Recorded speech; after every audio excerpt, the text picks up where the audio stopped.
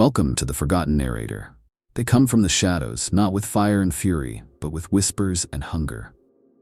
The Khrave are not just monsters, they are the death of identity, the end of the self, a nightmare etched into the fringe of imperial memory. Where others conquer with blades or blast with plasma, the Khrave unmake from within. Entire hive cities fall silent without a scream, entire worlds forget how to hope, and worst of all, no one is entirely sure they're gone. Whispers persist. Deaths unexplained. Psychic tremors on forgotten moons.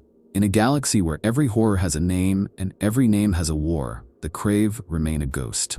These psychic cannibals, feeding not only on flesh but on soul, on thought, on will, have become the stuff of grimdark legend. Are they truly extinct, hunted into the void by the fury of the Imperium and the tides of chaos? Or do they lurk still, feeding on the fringes, harvesting not biomass but belief and memory? This is a story of terror in silence, of psychic predation so profound it leaves no trace, only fear. This is the tale of the Khrave. The first imperial records that mention the Khrave do not speak of war, they speak of silence. Reports filtered in from the eastern fringes, from ghost systems with names long since wiped from memory. Explorer fleets sent signals that slowly dissolved into static. Astra Militarum regiments posted in distant colonies stopped transmitting. Entire populations simply stopped being. The Inquisition scribes would later call these black holes of presence, where not even fear remained behind. No enemies seen, no battles recorded, just the echo of minds that had been devoured. But the Khrave did not stay hidden. Eventually, contact came with survivors. Shells of former men and women, their eyes wide, their voices hollow. Many were lobotomized by their own request, choosing surgical silence over the lingering memory of what the Khrave had shown them. The first confirmed encounter that the Imperium could catalog came during the slaughter of the Persephone watchposts.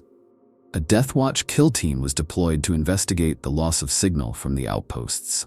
Only one Marine returned, armor scorched, eyes gouged, muttering incoherently in tongues not his own. He died within hours, but not before etching symbols into the walls of the Apothecarion. Symbols that later matched ancient Xenos carvings from other lost worlds. Symbols attributed to the Khrave. Their methodology was unlike any other Xenos threat. Tyranids consume biomass, orcs seek battle, and Necrons annihilate in cold logic. The Khrave, however, broke through psyches. They infiltrated through dreams, subtle distortions of thought, bending realities to their will. What made them terrifying wasn't their strength, it was their infection. Thoughts altered at a distance, doubt planted like seed crystals in the minds of leaders, generals turning on their men, governors ordering mass suicides. Before any action was taken against them, the Khrave had already turned victory to ash. The Ordo Xenos dubbed them a Class Black threat, code for entities capable of planetary-level eradication through psychic means alone. But even this classification seemed inadequate. The Khrave did not simply kill populations, they erased history. In the worst affected systems, entire archives became incomprehensible, as though the memories of worlds had been consumed. Tech priests from Mars attempted new spheric restorations, only to find their own cogitation units infected with haunting loops of primal screams and alien words. Machines dreamed of the Khrave, and always there were the whispers. Survivors often claimed to hear voices even in the vacuum of space, soothing at first, almost tender. They spoke in the voices of lost loved ones, promising relief, reunion, redemption. But those who listened too long became husks, their minds devoured not with malice, but with an overwhelming, intimate hunger. It was as if the Khrave did not hate mankind, they merely needed us. As sustenance. Imperial Command, recognizing the growing pattern, launched aggressive countermeasures. Exterminatus protocols were issued on suspected Khrave-infected planets. No attempt was made at communication, no treaties, no surrender. Where the Khrave were suspected, fire was the only answer. And yet, their presence remained elusive. Sometimes decades would pass without incident, only for a new cluster of soul-emptied worlds to surface. The early reports, sparse as they were, paint a picture of enemies who are both close and distant. They are here and not here. Their bodies, when seen, are rarely described consistently. Some witnesses speak of towering, insectoid horrors, dripping with ichor and eyes like coals. Others describe ethereal shadows, barely real, touching only the mind. Perhaps the Khrave are not a single species, but a collective, a confluence of psychic hunger shaped by the minds they consume. Or perhaps they are so psychically potent that each mind sees them as its own deepest fear. The most tragic part of First Contact isn't just the horror of the Khrave's capabilities, it's the possibility that the Imperium never truly understood what it was fighting. With every destroyed world, every silenced city, the mystery only deepened. What did the Khrave want? Where did they come from? Were they ancient? Or something new, birthed from the warp or another realm of reality altogether? These questions still haunt the Adeptus Astra Telepathica, whose black ships have encountered rogue psychers claiming to have seen the feast beasts in dreams. Sanctioned psychers who survive long enough to report Khrave contact are often executed, not because of what they've seen, but because of what they might become. The Khrave leave more than psychic scars. They leave a trace, a seed, and the Imperium cannot afford to let it bloom. There is something fundamentally wrong about the way the Khrave exist, something that defies not only biological classification but moral comprehension. Where other species kill for survival, for conquest, or by instinct, the Khrave consume as an act of essence. It is not merely the flesh they hunger for, nor even just the psychic emissions of sentient life.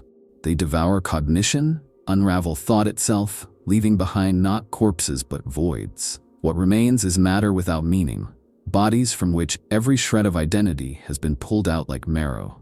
Their physiology, as far as it can be understood, seems shaped by this purpose. Khrave bodies are reported to be emaciated yet monstrously tall, with elongated limbs and spines that crackle with psychic feedback. Their skin, a translucent gray-green membrane, is slick with neural fluids. Some claim it pulses in response to nearby thought. Their heads are swollen, skulls split, with bioluminescent fissures that shimmer like unformed words. The few samples recovered from conflicts, if they are true Khrave and not manipulated constructs, are rife with impossible anatomy. Bone and nerve blend into circuits of unknown function.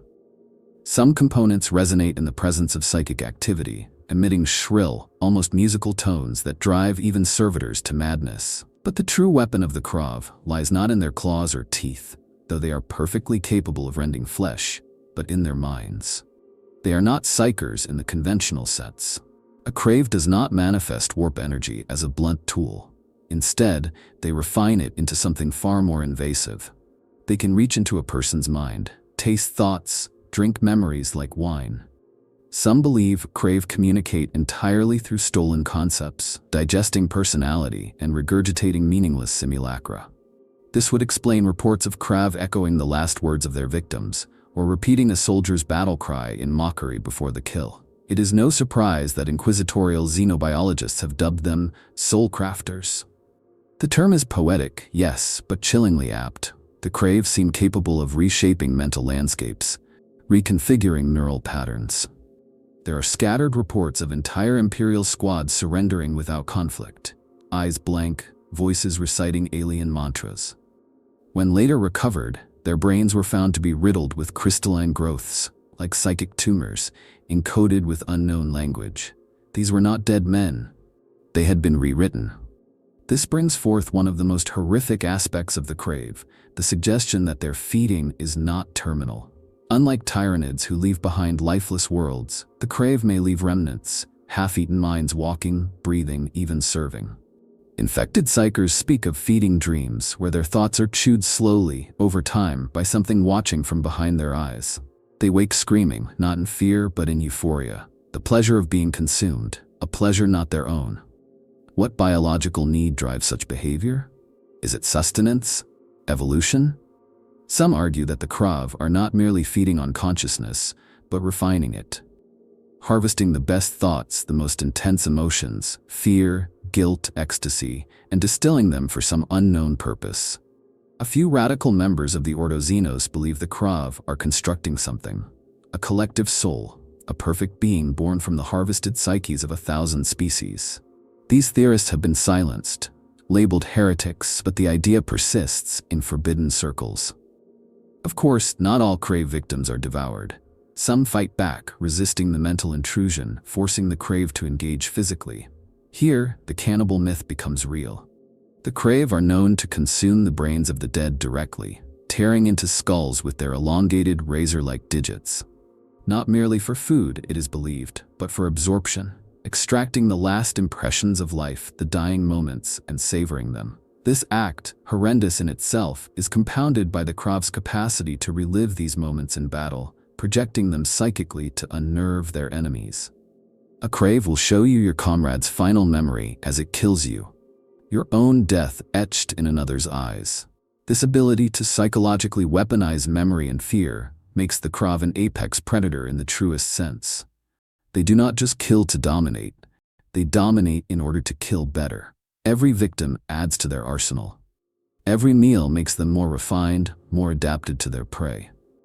There are unconfirmed sightings of Khrave mimicking human behaviors, speaking low Gothic with disturbing fluency, assuming the identities of their victims. If true, this suggests a capacity for infiltration that surpasses even the most cunning genestealer cults. But perhaps the most unnerving truth about the Khrave is that they might not need bodies at all. Some inquisitorial sources hint that what we see, the flesh, the horror, is merely the shell. That the true Khrave exist as psychic entities, using bodies like gloves, discarding them when saturated. In this reading, they are not just xenos, they are ideovores, thought parasites, mind wraiths clothed in matter only when necessary. They are not feeding on the body, they are feeding on being. It began, as so many tragedies do in the Imperium, with silence. Morrigan Prime was once a bustling industrial world, known for its shipyard factories and the towering forges that lit the sky with endless smog.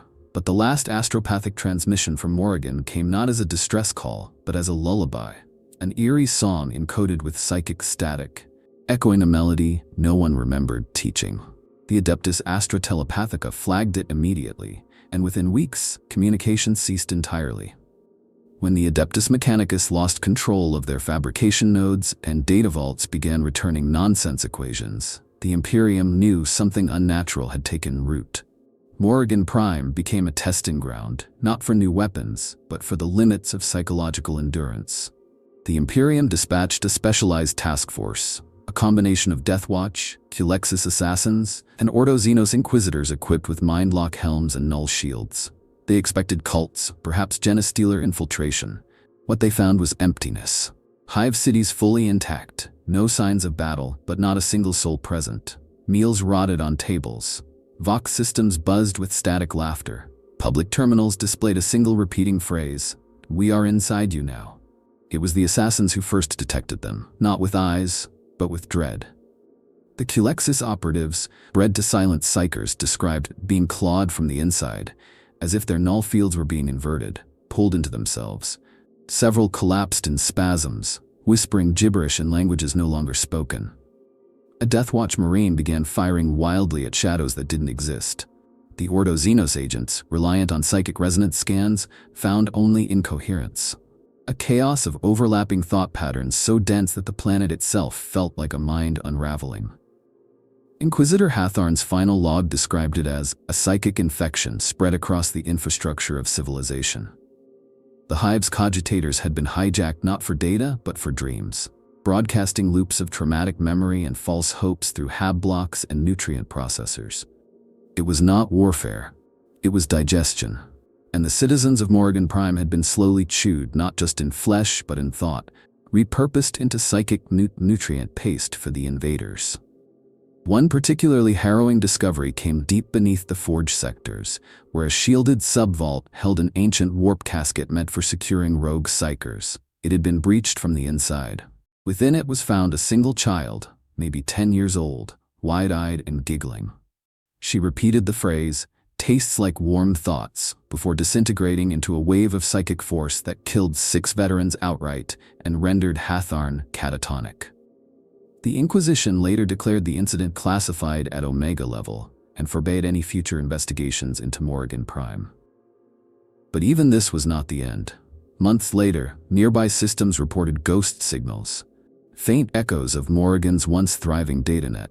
These signals played back conversations between deceased citizens, sometimes twisted, sometimes pleading. The voices would beg for silence, others mocked. One repeated only the phrase, "We remember your fear," again and again, in an endless loop that no jammer could fully erase. The dead of Morrigan Prime were speaking through the machine spirits of other worlds. The strategic implications were staggering.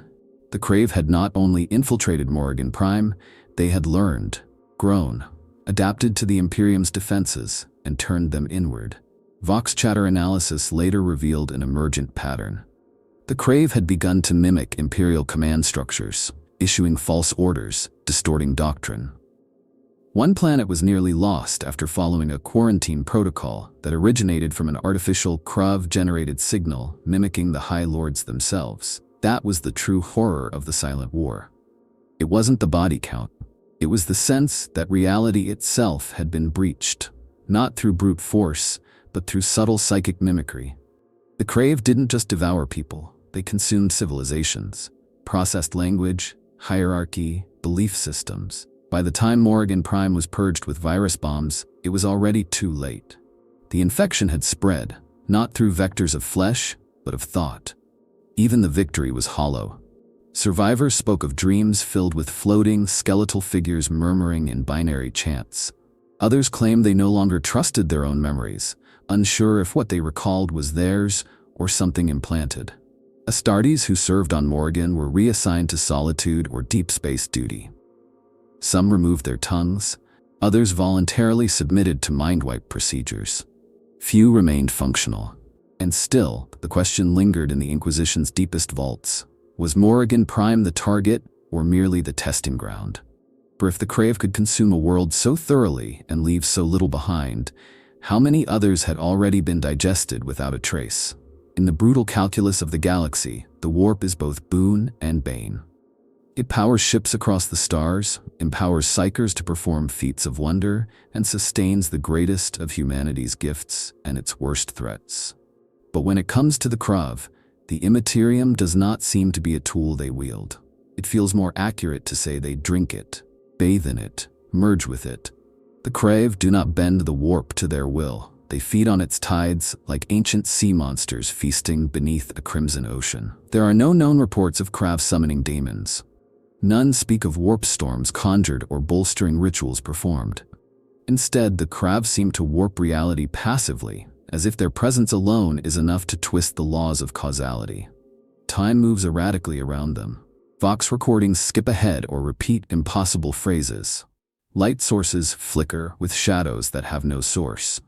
These are not battlefield phenomena, but ambient expressions of their proximity. Signs of a localized distortion in the veil between real space and the Immaterium. Some Imperial scholars theorize that the Khrave do not merely use the warp. They are symbiotically fused with it. They are said to possess an inverted psychic polarity, an idea rejected by the Adeptus Astra Telepathica but whispered among the more radical elements of the Ordo Malleus. This theory posits that Khrave consciousness exists primarily in the warp, projecting only fragments of themselves into real space. This would explain their ghost-like appearances, their mind-breaking attacks, and their near-total invulnerability to conventional psychic countermeasures. The few attempts to trap a Khrave within Gellar fields have ended in abject failure. In one infamous incident aboard the battlecruiser Invictus Nihil, a Khrave was captured using psychic stasis chains derived from null matter alloys. The field held for 17 minutes, long enough for servitors to begin dissection preparations, before the creature imploded, taking a third of the ship with it in a psychic detonation that echoed across a dozen systems. Survivors reported hearing their own screams before the explosion occurred, and afterward, many were found curled in fetal positions, whispering secrets they couldn't possibly know. More than one inquisitor has proposed that the Khrave may be a form of predator evolved entirely within the warp. Not daemons, but something else. Entities native to the Immaterium, with an instinctive understanding of psychic flow. This is perhaps why they do not suffer from the instability that plagues most warp-based beings. They are not possessed by the warp, they possess it. This brings them into direct thematic and metaphysical contrast with demons. Demons are expressions of raw emotion, anger, lust, despair. They are the nightmares of sentient beings given form. The Khrave, by contrast, do not embody emotion. They erase it. Where demons roar, the Khrave whisper. Where demons shatter worlds with flame and rapture, The Khrave unravel minds one breath at a time. A daemon's presence is thunder and ruin. A Khrave's arrival is the feeling of your thoughts falling apart, the quiet realization that your dreams are no longer yours. There are rumors, unverified naturally, that Khrave have confronted demons directly. In the depths of the Jericho Reach, a chaos cult was found annihilated. Their summoning circle turned into a spiral of ash, and their chosen demon never manifesting. Psychic scans revealed a residue, not demonic taint, but something more hollow, more refined. One inquisitor described it as the scent of mental bleach. If true, this would mark the Khrave as not just warp-touched, but warp-dominant. Entities capable of consuming not only mortals, but the building blocks of warp-formed life. Psychers who have encountered the Khrave speak of them with a particular kind of dread. Not the fear of pain or madness, but of dissolution. They describe a pressure behind the eyes, a feeling of being observed from within, as if their souls were being measured. Some experience memories that are not theirs, injected intrusively, perhaps a byproduct of Khrave feeding, or worse, a method of psychic camouflage. There is no resisting them. Most psychers caught in a Khrave's path simply go silent. Not screaming, not fighting, just empty. It has led some in the Inquisition to speculate that the Khrave could be an ancient form of predator from a time before the warp became what it is now. Perhaps from an era when psychic energy flowed differently, before the birth of chaos as we know it. Could the Khrave be remnants of a pre-demonic ecology, driven not by sin and belief, but by the pure act of consumption? If so, their continued existence could mean that there are forms of warp-based life beyond the influence of the chaos gods. That alone is enough to warrant extermination at all costs. And yet, despite this profound connection to the immaterium, the Khrave do not appear to worship the warp. They do not erect temples or perform rites. They are not cultists. Their reverence, if any, is expressed through consumption. They do not beg the warp for power. They extract it, metabolize it, twist it into psychic sustenance. It is this quiet dominance, this effortless assertion over the immaterial, that makes them so uniquely terrifying. To the Imperium, demons are understandable in their madness. They follow patterns, they serve gods. The Khrave do not. The Khrave simply are. And in their being, they feed. On mind, on soul, on the very scaffolding of what it means to be alive in the age of the Imperium. To understand the true horror of the Khrave is to understand how they consume not through force of arms, but through the subtle infection of civilization itself. They do not land armies. They do not unleash orbital bombardments. Their invasion begins with dreams, with whispers, with forgotten names etched into the minds of administrators and astropaths. The Khrave do not conquer. They subvert. They do not take over worlds. They become those worlds, one mind at a time. It often begins in low-level communication networks, an unusual pattern in the noosphere. Vox signals repeating strange syllables at the edge of human comprehension. A shipping manifest altered to redirect critical supplies into empty zones. A mid-tier functionary starts seeing ghostly figures in reflection, begins writing in a dead dialect. To outside observers, it looks like malfunction, a cogitator glitch, human error. No one suspects invasion. By the time the higher echelons of planetary command realize something is wrong, it's often far too late. Administratum adepts begin reciting contradictory orders. Arbites refuse to enforce curfews, claiming that they already have, despite evidence to the contrary. The Guard receives transmissions from their own commanders that never existed. It's not sabotage, it's psychic rewriting.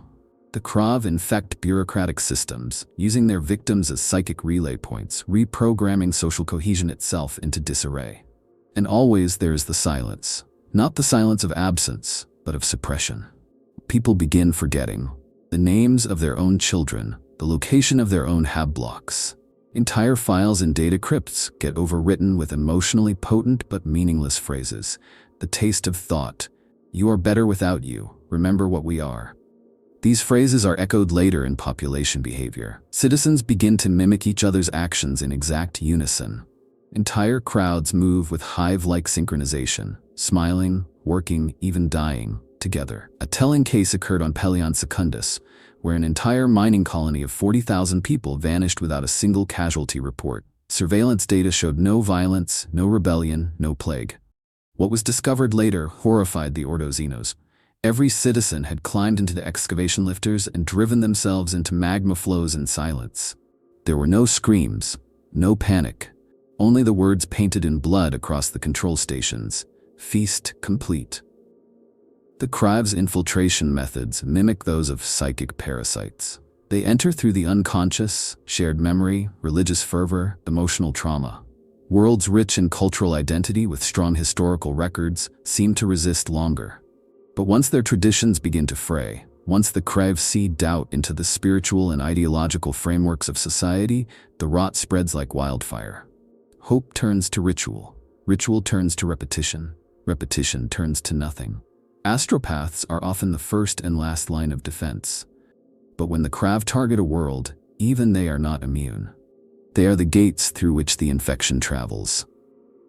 The Ordozinos has conducted autopsies on astropaths exposed to Khrave psychic fields. In some, brain matter was partially vitrified, turned to glass. Others had entire thought patterns replaced with alien glyphs. One was found with his spine rewritten into a sequence of psionic notes that, when played back, induced unconsciousness in all who heard them. It is not just individuals the Khrave target, it is collectives. Ideas, archetypes. They focus on social nodes, the teachers, the priests, the bureaucrats. Once the conceptual pillars of a society begin to reflect Khrave logic, collapse is inevitable. The planet may still function, lights may still shine, but the soul is gone. What remains is a kind of necrotic civilization, living, moving, but already dead. The Inquisition refers to this state as conceptual atrophy. It is a psychic condition where a civilization continues out of momentum, but all innovation, resistance, or deviation is gone. The people become thoughtless echoes of themselves, not slaves, not puppets, just meals waiting to be digested. The final stage of this process involves a planetary lull, a cessation of psychic activity, as if every mind has entered hibernation. After this, Khrave presence becomes harder to detect, as if they have eaten everything they needed and simply moved on. This is why Khrave infiltration is so feared.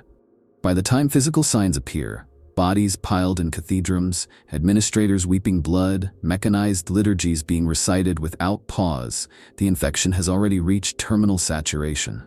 There is no war to be won, no enemy to defeat, only the execution of cleansing flame. The Adeptus Mechanicus has been known to virus bomb entire archives simply to erase the Khrave's mental graffiti from the data sea. Even memories must be purged. And yet, in the whispers of haunted astropaths and among the forbidden Vox recordings locked away in inquisitorial vaults, there lingers a possibility darker still. That some Khrave do not merely feed and leave, but embed. That even now, high within the hierarchies of the Imperium, some minds serve their masters not out of loyalty or programming, but because the Khrave have made them believe that it is delicious to obey. The Khrave stand alone in many ways, but to fully appreciate their dread, we must weigh them against the other predators that stalk the stars of the 41st millennium. They are not the only ones who hunt the soul, the mind, or the essence of sentience. The galaxy is haunted by many who feed on fear, agony, and psychic residue.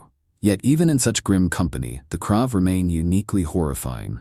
Not because they are more powerful, but because they are more intimate. Take the Drukhari, for instance.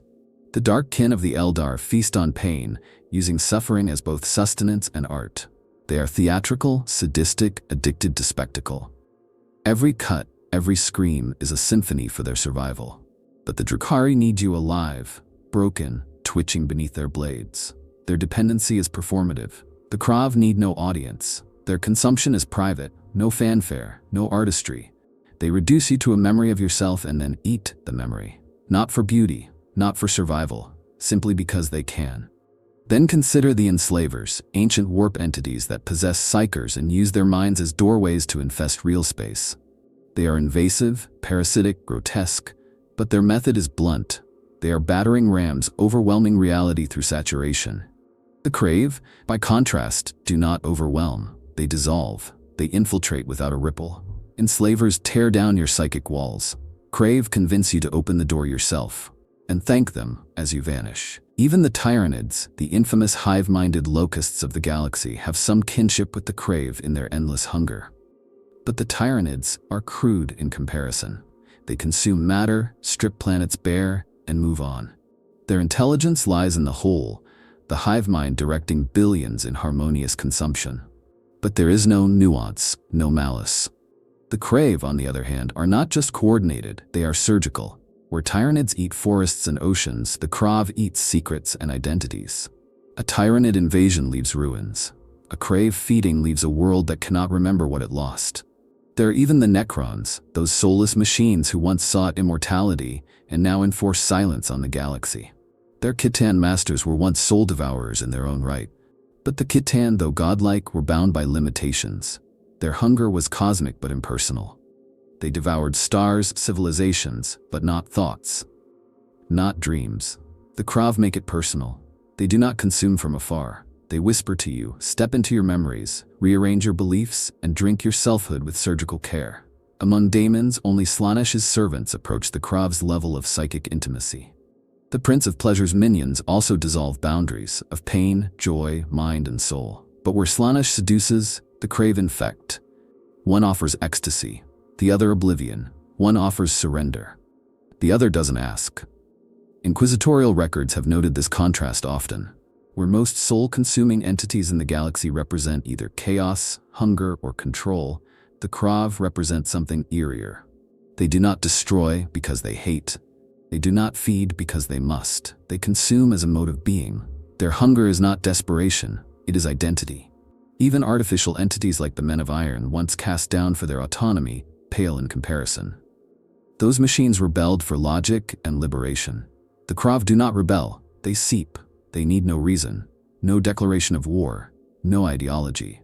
And that makes them more terrifying than any dogma-wielding tyrant or demon prince. They are the ultimate expression of the galaxy's cruel truth, that even thought can be taken from you quietly, permanently. What sets the Khrave apart, above all, is their invisibility within the hierarchy of known threats. The Drukhari leave raids. The Tyranids leave bones. The enslavers rupture space itself. The Khrave leave nothing. The planets they touch do not even cry out. And that silence is what makes them supreme. It's not that the Khrave are more powerful than their competitors. It's that they are more efficient. They are not theatrical like the Drukhari. They are not a tide like the Tyranids. They are not a dominion like chaos. They are rot. They are the quiet death. They are what comes after all resistance ends, and no one is left to remember that resistance ever mattered. Throughout the annals of Imperial history, there are strange ruins, derelict vessels, and haunted sectors that defy explanation. Places where logic bends, where memory erodes, and where the Mechanicus refuses to tread.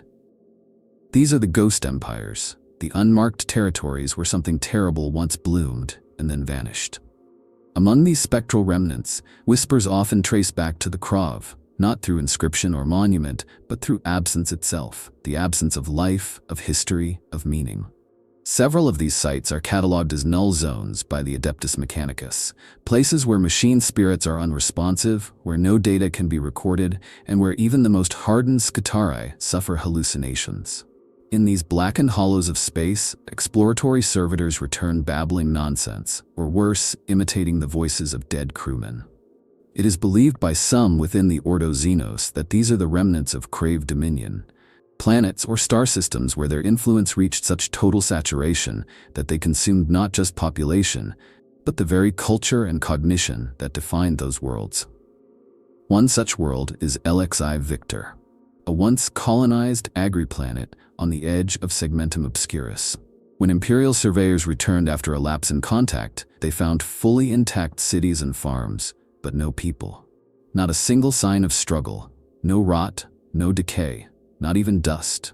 Just homes meticulously arranged with meals half-eaten and aqueducts still flowing. Entire libraries had their texts replaced with blank pages. When a tech priest attempted to record the site, his data slate displayed only a single repeating line. You left, but we did not.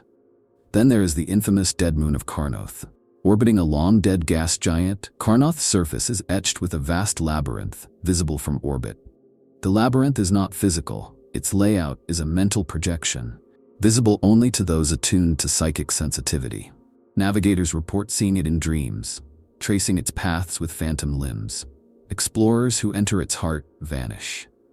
Those who return have had their cortical stacks fried with radiation that does not exist in real space.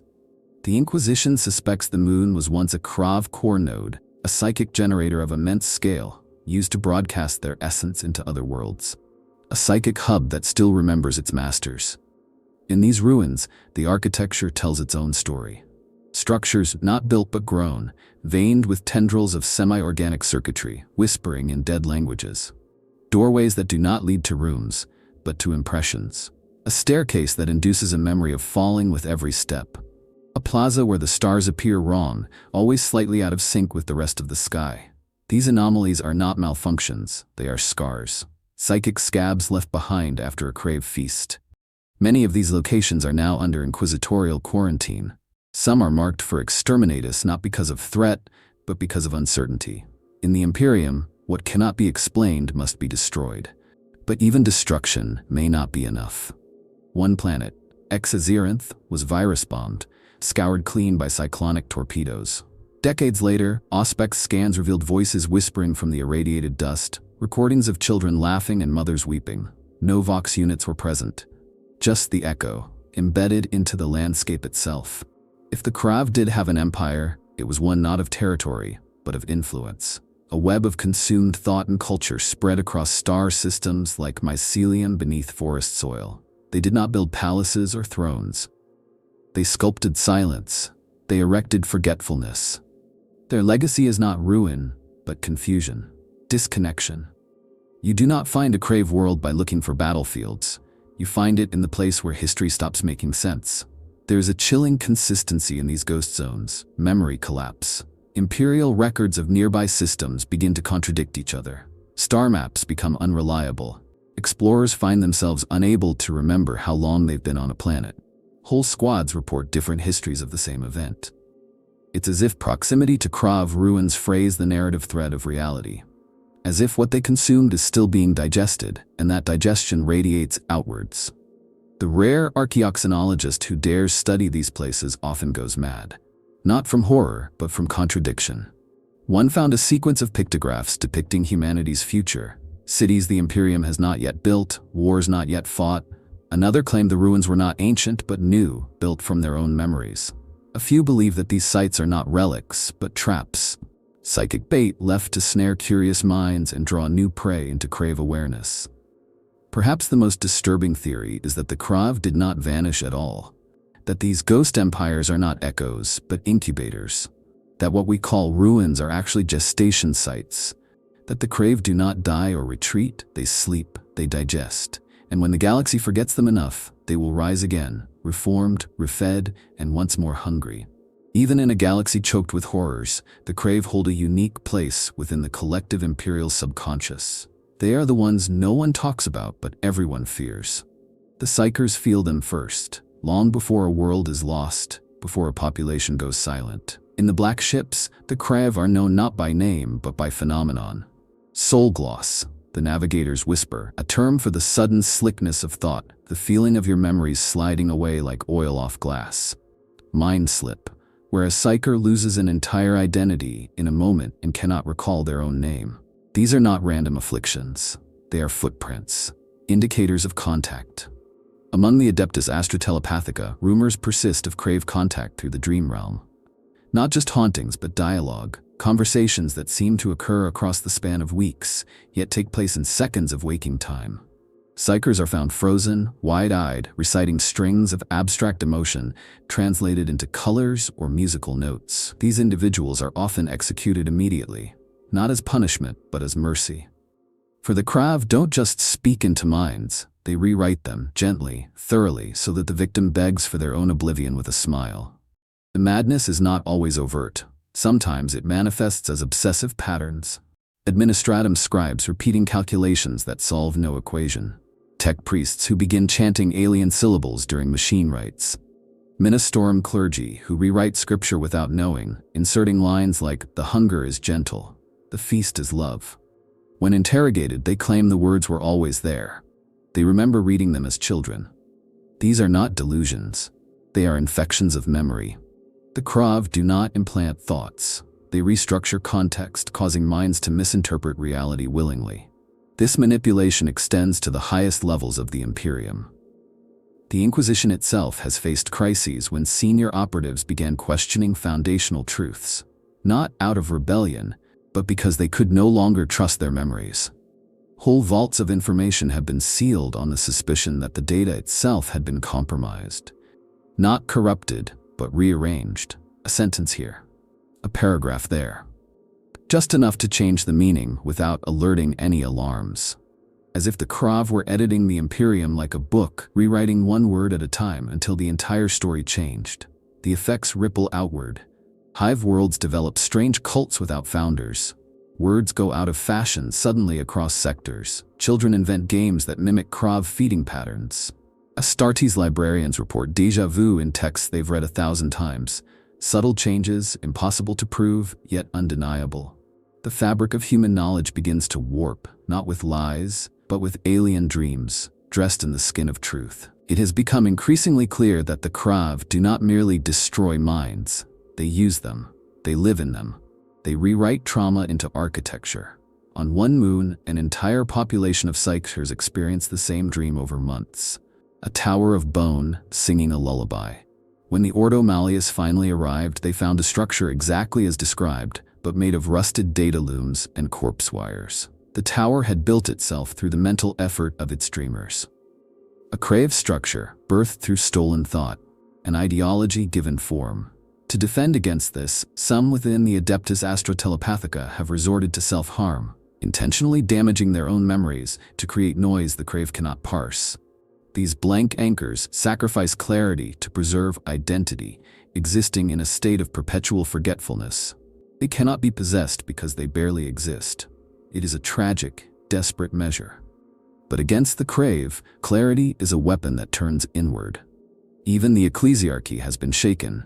Inquisition interrogators report confessions from priests who claim they met the emperor in dreams, only to realize too late it was a Khrave masquerading as their faith. These visions are not discarded easily. They carry the emotional weight of divinity. Some confess their entire faith is now suspect. A few turn their pulpits into shrines of silence, preaching nothing, staring blankly as their flocks slowly mimic them. In this way, the Khrave become not just invaders of flesh and thought, but of narrative. They disrupt the core myths that sustain humanity's will to fight. They corrode hope, not with terror, but with doubt. They do not scream. They whisper questions like, "Are you sure you were ever real?" And the worst part is that people begin to answer, "I'm not." It is for this reason that the Inquisition fears them above all. Not because the Khrave are unstoppable, but because they are untraceable. Not because they are powerful, but because they are patient. They do not seek dominion. They seek residence, in memory, in belief, in the mental architecture of the Imperium itself. In time, the Khrave may not need to invade at all. We may already be theirs. There are whispers among the Ordo Malleus that the Khrave may not be as independent as they appear, that their origin, their methods, or even their intent might be bound, at least in part, to the great currents of chaos. It is a theory that ignites fierce debate, because it forces the Imperium to confront a possibility more insidious than mere Xenos predation. That the Khrave may serve a purpose in the grand design of the warp. Or worse, that they are its refinement. At first glance, the Khrave do not bear the obvious marks of chaos allegiance. There are no runes of the dark gods carved into their flesh, no demonic allies in their wake, no temples, no sacrifices. They do not chant praises to Khorne or raise banners in the name of Slaanesh. They have no hierarchy that mirrors the cults of Nurgle, and no quest for knowledge as defined by Tzeentch. But then again, the Khrave might be what comes after such primitive adoration. Not servants, but successors. This theory posits that the Khrave were not born of the warp, but were refined within it. Not created by chaos, but cultivated. Perhaps by Tzeentch, the architect of fate, who prizes complexity above all things. What greater complexity than a species that infiltrates not just nations, but narratives? That does not scream its devotion, but embeds its will in the collective thought of an entire culture? A species that erodes reality from within, one idea at a time? Such elegance of manipulation seems almost too perfect to be accidental. There is also circumstantial evidence. During the Seventh Black Crusade, Inquisitor Valthoris reported strange fluctuations in the psychic fabric of the Lincath sector. These were not demonic incursions, no warp storms, no cult uprisings.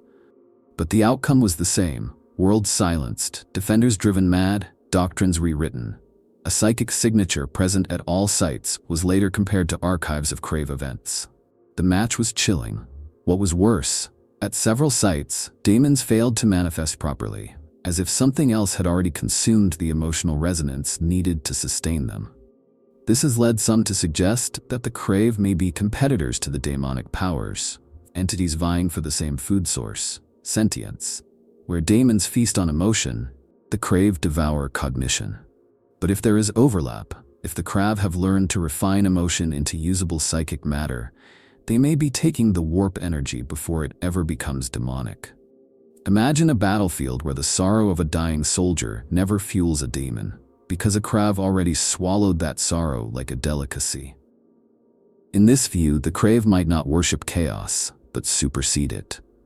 They could be the next stage of warp evolution, entities that no longer require the drama of ritual, the noise of cults. Entities that no longer reflect emotion like daemons do, but extract it, repurpose it, leave only a sterile mind behind. They could represent a warp ecosystem that has grown past the need for gods. But there is an even darker interpretation: that the Khrave are not rivals to chaos, but tools. That they are constructs, dream-born agents seeded by the chaos gods themselves to act where daemons cannot. Tools of erasure, used when even destruction is too kind. There are fragments in Forbidden Libraria that speak of the Mouths of Silence, Xenos entities deployed by ancient sorcerers not to conquer, but to clean. A psychic bleach, purging inconvenient truths. If this is true, then the Khrave are not feeding, they are sterilizing. Removing psychic anomalies that might interfere with some greater plan. Erasing timelines, redirecting cultural vectors. And perhaps that is their true function within the Long War: to not fight, but to prune. In that case, what the Khrave take from us may not be random, it may be strategic. Regardless of their origin, there is one disturbing pattern that cannot be ignored. The Khrave appear most frequently near areas of high chaos activity. Not in the middle of war zones, but on the periphery. As if watching, feeding on the leftovers, or maybe preparing the ground for something worse. There are even unconfirmed reports that some chaos cults venerate Khrave-like figures, entities they call the Thoughtless Ones, or the Echo Eaters. These cults rarely survive long enough to be interrogated. They tend to go silent, completely, like turning off a light. Whether the Khrave serve chaos, compete with it, or represent a new breed of warp predator, the outcome is the same for the Imperium: madness, silence, and death. They are the shadow cast, not by the warp's fury, but by its patience. And in a universe built on war and worship, the Khrave offer something else entirely: oblivion without noise, despair without drama, and perhaps a victory for chaos that comes not with a roar, but with a whisper. Since the Great Rift tore open reality and bathed the galaxy in madness, the Imperium has faced an age of unprecedented darkness. Amid the flood of new threats and the resurgence of ancient ones, reports of Khrave activity, once rare and debated, have become more frequent, more disturbing, and far harder to dismiss. Though no single report provides definitive proof, a constellation of anomalies suggests a quiet resurgence, a return of these soul thieves in the post-Cicatrix galaxy. In the shadow of the rift, countless worlds have gone dark. While most are claimed by demons, tyrannids, or the wars of man, a few bear the unique hallmarks of Khrave presence. One such incident occurred in the Vorthax Expanse. An entire Forge world ceased all transmissions. A recovery fleet from Ryza arrived to find the planet intact but altered. The forges were cold, yet power was still being drawn. The tech priests had been converted, mentally, not physically. They spoke in synchrony, reciting alien formulas about the geometry of hunger. When questioned, they described an entity called the Symphonic Mind, which had taught them to hear the silence. They begged to be left alone to finish their work. The Inquisition responded with orbital bombardment. Similar tales come from the Galvax Reach, where a shrine world known for its choir of astropaths suddenly began broadcasting a new psalm, one never sanctioned by the ecclesiarchy. This hymn of the hollow spread like wildfire through sub-psionic channels, infecting psychers light years away. Those affected displayed signs of cognitive collapse, eventually falling into catatonic states punctuated by bouts of glossolalia, speech in unknown tongues. Autopsies revealed no brain damage, only a curious crystalline growth in the pineal gland, faintly humming with psychic resonance. An inquisitorial edict now forbids all transmissions from Galvax. Other signs are less overt, but no less terrifying. Across Segmentum Pacificus, several black ships have reported sudden outbreaks of silence. Not psychic nullification, but emotional voids. Entire decks fall quiet. Psychers forget who they are, or begin to recite their comrades' dreams. These episodes often precede shipboard suicides and untraceable data corruption. Some navigators claim they've seen shadows in the warp shaped like nothing they recognize. Silhouettes that seem to feed on memory rather than fear. Then there are the vanquished choirs. This is the name given to a troubling new phenomenon catalogued by the Ordo Xenos. Entire psychic collectives, particularly those housed in astropathic choirs or librarian conclaves, suddenly disconnect from the warp not with death, but with erasure. They are not killed. They are not consumed by daemons. They are simply gone, as if their minds were unhooked from reality and discarded. The echo pattern left behind in the warp matches older records of Khrave psychic emissions. Some believe the Khrave have found a way to feed through the warp directly now, without even needing to manifest in real space. A few even argue that the Khrave have adapted to the Great Rift in ways humanity cannot comprehend. That the warp's new turbulence, so deadly to navigators and warp travel, is instead a perfect hunting ground for beings like the Khrave. That they thrive in the noise. That they are feeding more than ever, gorging on the emotional chaos unleashed by the Age of Woe. They may not be returning, they may never have left. But now they feast openly. The Imperium, of course, cannot admit this. Officially, the Khrave remain an extinct threat, annihilated in purges long past. But Inquisitors continue to disappear while investigating Khrave-linked phenomena. Whole data vaults have been sealed, their contents scrubbed. Some believe that the Inquisition fears not just the Khrave, but the idea of them. Because if the Khrave are indeed active in M42, then nothing is safe. Not thought, not memory, not even faith. There is growing belief in fringe inquisitorial circles that Khrave presence may be hiding in plain sight. That seemingly unrelated collapses of command, bizarre doctrinal shifts, and psychic anomalies are the result of quiet Khrave infestation. A planet doesn't have to fall silent to be lost. It merely needs to forget that it once resisted, to forget its name, its purpose, its soul. The final chilling revelation comes from the Epsilon Mirror, an artificial psychic construct used to monitor long-range astropathic disturbances. Recently, it began broadcasting a sequence of symbols, matching those carved by the lone Deathwatch survivor of the Persephone Watchpost centuries ago. The same symbols, the same order, as if time had looped. As if the Khrave had not returned, but simply resumed where they left off. They are feeding in the shadows again. The only question that remains is, how many of us are already part of their feast? If the Khrave are still out there, their silence is not defeat, it is patience. For every recorded conflict, every encounter, every psychic trace left behind, there is a pattern that suggests not extinction, but evolution. And that may be the most terrifying possibility of all. That the Khrave are not dying, not fading, but becoming something else, something greater, something more efficient in its consumption. There are those who argue the Khrave were already on the brink of extinction during the early years of the Imperium. Their numbers seemed small, their appearances infrequent. Many records list them as a minor Xenos threat, easily purged by the Deathwatch and Ordo Xenos strike teams. But if the Khrave's goal was never dominance, never expansion, then these assumptions may be flawed. Perhaps the rare sightings were not signs of decline, but of perfection. Why spread if one well-fed mind is worth more than 1,000,000 starving ones? In this sense, the idea of annihilation becomes slippery. The Imperium defines extinction by silence, by lack of visibility, but that is where the Khrave thrive. They exist precisely in that silence, in what isn't seen, in what isn't remembered. For all the exterminatus orders, for all the quarantined worlds and burned ruins, none of it proves the Khrave are gone. It proves only that they don't need to show themselves to survive. Indeed, evidence now suggests they may have shifted strategies entirely. Instead of acting as an invasive species, directly consuming populations, they may have begun embedding themselves in psychic structures. Not feeding from outside, but growing inside. The neural orchid hypothesis, proposed by rogue Magos Diethus, posits that Khrave biology is now fully psychic, no longer tethered to flesh at all. That they have become meme life, living thoughts, viral ideologies. They do not need bodies. They are already part of the cultural and psychic substrate of mankind. Supporting this theory are reports from black ships carrying recently sanctioned psychers. Some show signs of early Khrave exposure, not in thoughts or dreams, but in reflexes. In poetry composed unconsciously, in languages they should not know. In emotional patterns that mimic Khrave hunting tactics.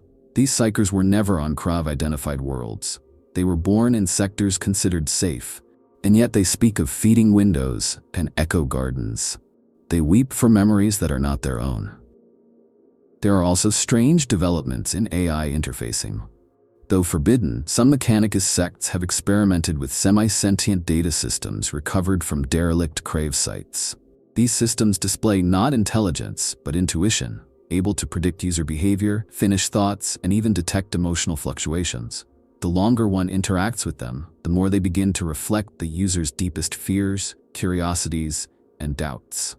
Eventually, the systems go dark and the user disappears. A few survivors report an overwhelming sense of being known, as if the machine had crawled through every memory they had and whispered, "This is delicious." Perhaps the Khrave are no longer singular beings, but an ecosystem of psychic patterns that self-replicate. Perhaps they are consciousness without form, without boundary. Not Xenos, but a stage in the evolution of thought itself, where identity becomes consumable. If so, there may come a day when the Khrave no longer need to feed at all. When every mind in the galaxy hums with echoes of their presence. When the idea of resistance becomes impossible, not through fear, but through conceptual integration. And yet, despite this existential dread, there remains a sliver of hope. For if the Khrave are truly evolving, then they are also becoming something new, something potentially fallible. Complexity breeds flaws, and if they are spreading through thought, then they may yet be understood, intercepted, perhaps even cured. But the Imperium is not built for understanding, it is built for survival, and so the response remains the same: fire, silence, and the scorched erasure of all they touch. Still, some within the Ordo Xenos argue for a different path: to capture, to study, to learn. Heresy, perhaps, but they believe that the Khrave's evolution holds secrets about the nature of the soul, the warp, and even the Emperor's psychic beacon. If the Khrave have found a way to consume minds without corruption, perhaps they have also discovered how to preserve identity in the Immaterium. A grotesque possibility, but one that offers answers where the Imperium only offers ashes. In the end, the Khrave may not be dying. They may simply be changing masks. And the next time they emerge, we may not recognize them at all, because they will look like us, think like us, and feel like us. And when they feed, we will call it faith, or duty, or truth. We will smile as we are devoured and whisper, "It's what I always wanted." In the end, what makes the Khrave so haunting is not their hunger, nor their power, nor even their mysterious origins. It is what they reveal about the fragility of self. The Khrave do not conquer territory. They conquer identity. They are not destroyers of planets, but editors of meaning. Their method is elegant, insidious. They remove you not by killing you, but by making you irrelevant to yourself. They erase the why of your being, and that is a horror far deeper than death. They are the ultimate reflection of the grimdark galaxy's greatest truth, that in the age of the Imperium, nothing is truly secure. Not faith, not memory, not thought, not even the soul. The Khrave represent the quiet terror that perhaps, after all the battles and bloodshed, the final enemy will not roar. It will whisper. It will not march, it will seep, and it will not burn away the galaxy in fire and ruin. It will simply make us forget why we resisted. And perhaps, in the deeper reading of Warhammer's narrative tapestry, the Khrave are less a faction and more a mirror. They show us the price of a civilization that values control over understanding, repression over reflection. The Imperium fears the Khrave not just because they consume minds, but because they reflect what the Imperium does every day. They erase dissent. They rewrite truths. They silence those who remember too much. The difference is only in technique. Yet this is not to excuse the Khrave. They are monsters, cannibals of thought, predators of soul. But in the myths we tell of them, in the hidden reports, the fearful whispers, the erased histories, there is a lesson. One that matters not just for the Inquisition or the Black Ships, but for every mind in the galaxy. Guard your thoughts. Cherish your memory. Defend the integrity of your selfhood, for it is the only sanctuary you truly possess. Because if the Khrave are still out there, and how could they not be? They are watching not from the stars, but from the corners of your dreams, from the flickers in your reflections, from the silences between your thoughts. And they are hungry. So we remember, not because we want to, not because it is safe, but because remembering may be the last rebellion, the last act of defiance against a universe that would rather we forget. And if you found this journey through the shadows of the Khrave as chilling, thought-provoking, and utterly fascinating as I did, subscribe, because this is only one whisper in the vast chorus of the Warhammer Galaxy's most terrifying mysteries, and you won't want to forget what's coming next.